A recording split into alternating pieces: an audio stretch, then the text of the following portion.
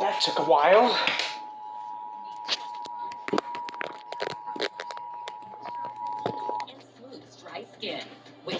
This is a North Carolina Amber Alert for a child abduction. The Beaufort County Sheriff's Office is searching for Riley Dior Tyler. Riley Dior Tyler is a 3-year-old black female, approximately 2 feet tall, weighing 30 pounds. She has brown hair and brown eyes. Cheeks are chubby. The victim is believed to be with Stephanie Lee Spencer. Stephanie Lee Spencer is described as a 54-year-old black female, 5 feet 11 inches tall, weighing 230 pounds. She has black hair and brown eyes. Her hair is red, brown, and black, and the subject walks with a limp.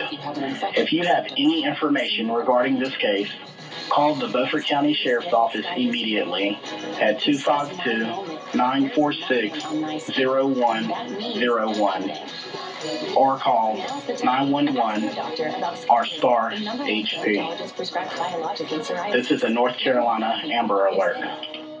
Goldfish! Can I get the handful? Sure.